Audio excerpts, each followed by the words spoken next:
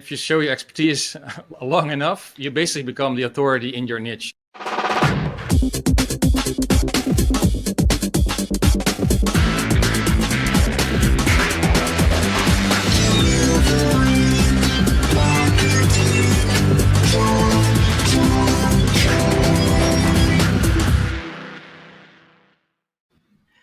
Hey there, and welcome to a brand new episode of Delivering Marketing Joy. I am your host, Kirby Husmann, and joining me today is a brand new rock star. I'm so excited to dive in today. He's the founder of Maxiality. He helps businesses transform into the number one choice in their industry. Frank Husmann, thanks so much for joining me today. Thank you, Kirby, for having me. It's a pleasure. Oh, absolutely. So, I have heard, I've tried to do a little bit of research on each of my guests, and I've heard you talk about authority marketing, and I'm curious to dig into that. How would you recommend starting an authority marketing campaign for B2B companies? Yeah, so authority marketing is showing your expertise. And if you show your expertise long enough, you basically become the authority in your niche. Mm-hmm. So one of the things that is very important is to know what you want to be an expert about, right? And most of the people, like you mentioned before, we work with B2B companies. Most of them are tech companies, and we always work with a founder, preferably, or someone in the company who has a lot of knowledge about the niche or the subject that they're really talking about. So you start with that person, of course, and then we kind of think about what are the main topics that they want to talk about, right? The content pillars, what are the ones that they want to be known about? So for me, that's obviously authority marketing, and there's content marketing, and there's also content systems. Those are the three pillars that I like to talk about. Mm-hmm. And the next phase will be creating, we always do a little bit of a journalistic approach. Okay. So we do one interview with someone and we create content for a month, and that interview is about an hour or so. Mm-hmm. And we talk to that founder about all these specific subjects that are going on in the market, in their niche, of course, but also are really important to prospects who want to buy their product or services, right?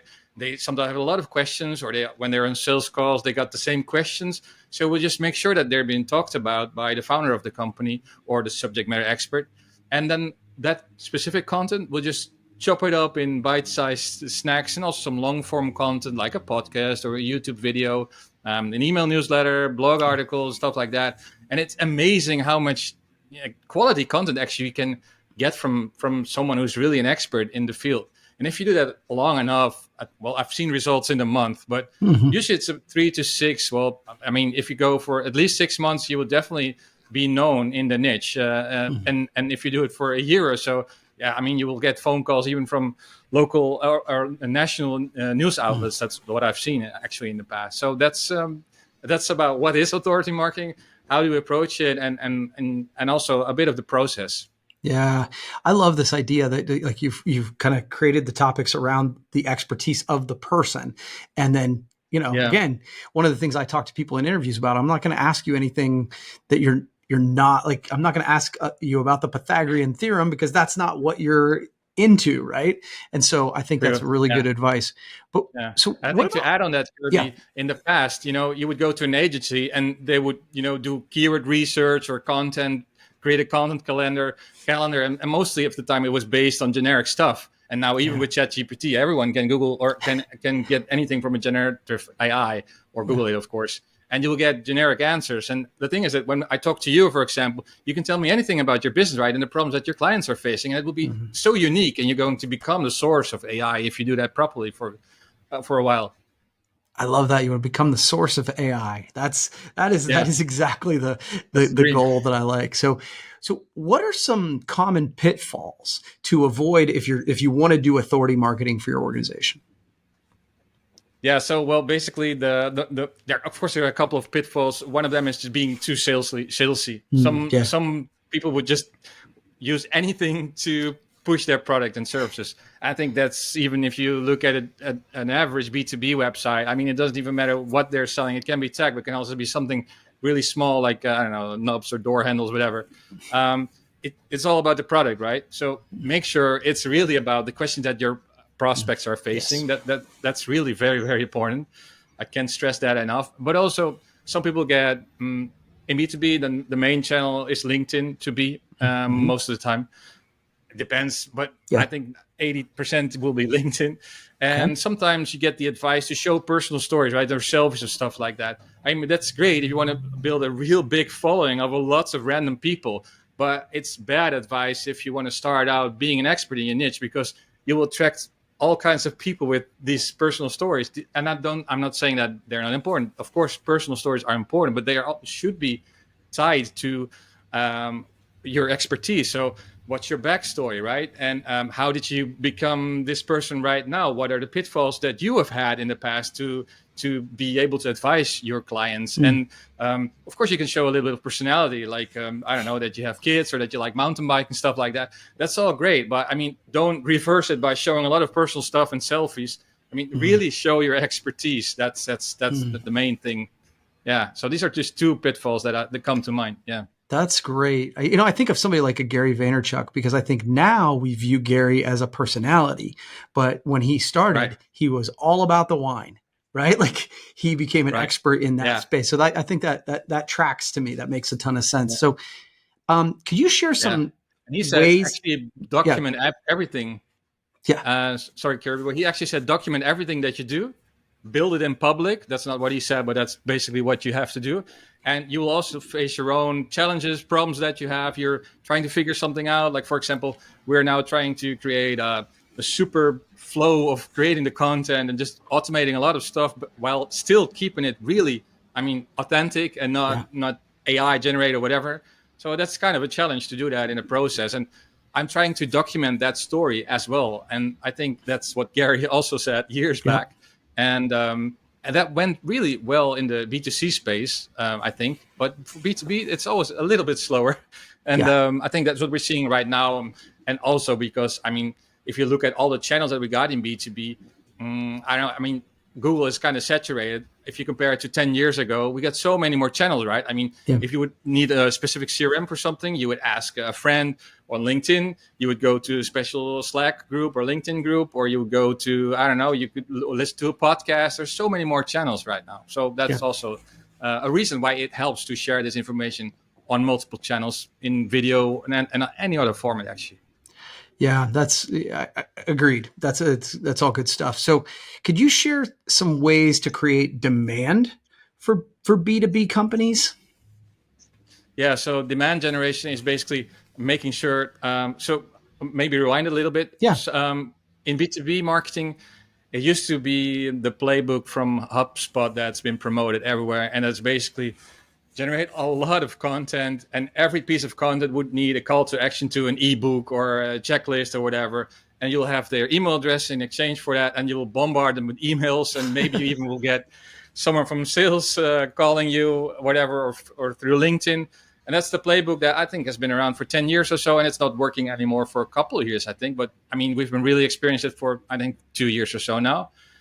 And that's all lead generation. It's all based on leads. And if you ask a CEO of any company, the question is, what would you like to have? Would you like to have some leads, or would you like to have some sales qualified opportunities? Right. They are really not interested in leads, right? Yeah. They want sales opportunities, and they will want sales in the end, right? So I think marketeers have been in an interesting space where they just communicate about how many leads they generated, right? And how many, that's basically what they need to report on. So when you flip that, you go for demand generation, and then you're going to focus on all the people who are not yet in the market. So you got your total addressable market, but maybe 3% of those people are in market to buy your products or services, right? And classically, we've been, as marketeers, we've always been focused on the 3% by creating Google ads and all the leads. But nowadays, I think for modern B2B marketers, it's really important to focus on demand generation, focus on those 97% who are not yet in market, but you need to be in the top shortlist if someone has a problem. And you can only be in that shortlist because anyone will have some sort of shortlist. There's lots of research for that as well. But if you want to solve a problem, you already have some company in your head that you want to do business with, right? So how can you be on that shortlist? That's by creating demand. And demand generation, we can talk hours about that, but in a nutshell, there are many ways to do it. It always depends on what's your ideal client profile, where are they at, what channels do they use. But main tactics could be it could be doing something like this with with possible prospects. That's an easy one. Or creating the content that we're creating basically is showing your expertise. If you show that on YouTube, on LinkedIn, and you create articles around it as well, that's also a way to create demand. Of course, you can also create LinkedIn ads with that to accompany it on specific companies that are in your target audience. So there are really many ways to do that. Going LinkedIn Live, for example, is also a way to create demand. So yeah, the list goes on and on and on. But the main message that I'm trying to get across is how can you make sure that you focus on the 97% of people who are not yet in the market, and just make sure you educate them and make sure you're on the short list when they have the problem that you can solve. Yeah, it's funny. I've heard one or two other people talk about this idea of the difference between lead generation and demand generation, and I think it's spot on. I think you're exactly right. And it goes back to sort of really brand building 101, the old school of you're building your brand so that when I always say, like, Coca-Cola doesn't think you're going to leave the big party if you see their ad on TV. They just want to be top of mind the next time you're in the grocery store. Right. It's kind of the same, right? Is that fair? It's exactly the same. Yeah. Okay. Yeah. Bring back brand building in B2B. I love it. We can put that on a t-shirt. Right? All right. Final question for you, Frank. What is some advice you hear all the time that you think is actually wrong? Well, that's one of the things, actually, what we just talked about is that just make sure that you create lots of white papers, you promote the hell out of it, and then send them over to sales. And then you probably wish that there's going to be a sale out of it. And that's really bad advice. And I'm not kidding about it. I mean, I hear this probably when I talk to some new prospects, I hear this actually a lot. So then one of the questions they ask me, so I don't have to put anything in how many leads I will create this year? No, it's not important anymore. And if you really got if you really need to do it, you can split the funnel. You can say, okay, I'll go for a demand gen program and I'll do some other metrics around that, which is basically pipeline velocity.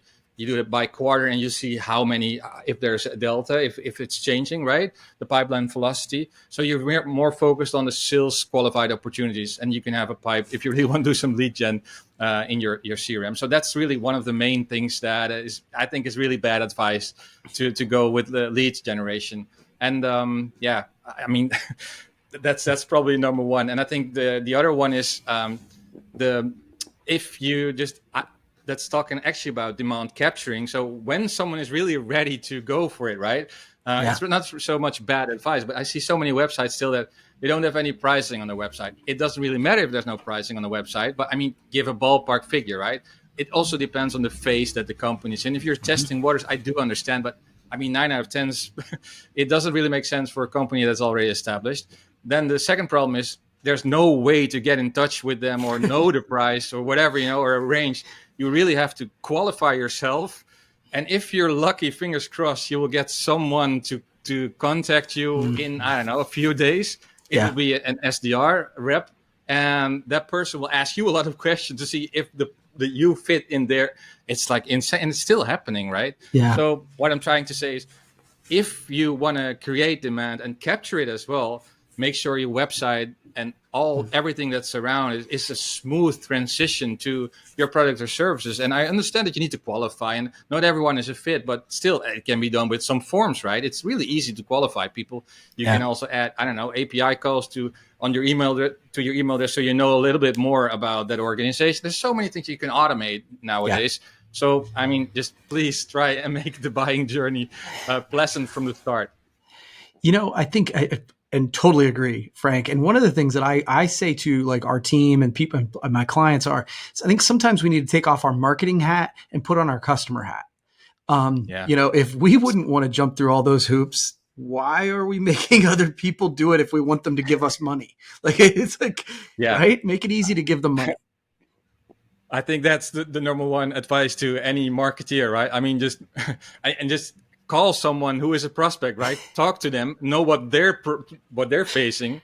If you know that, I mean, you already know what you have to change on a lot of things. But yeah, it's interesting challenges. That's awesome. Well, Frank, A, thank you so much for being here. B, thanks for staying up late, because I know that it's a little later for you. So thank you so much for making the time. I appreciate that. If somebody wants to learn a little bit more about you, where can they find more information? Thank you so much, Kirby, for having me. It was a pleasure. So they can go to maxiality.com. It's my agency website about expert authority marketing. And if you'd like to know a little bit more about authority marketing, there's a free video training as well on it. So you can, after you watch a video, you know everything about authority marketing, basically. Cool. Well, thanks so much, Frank. We will have to do this again sometime. This has been fun. Thank you so much. It was great. Yeah. All right. Well, that's going to wrap up this edition of Delivering Marketing Joy. We'll see you next time.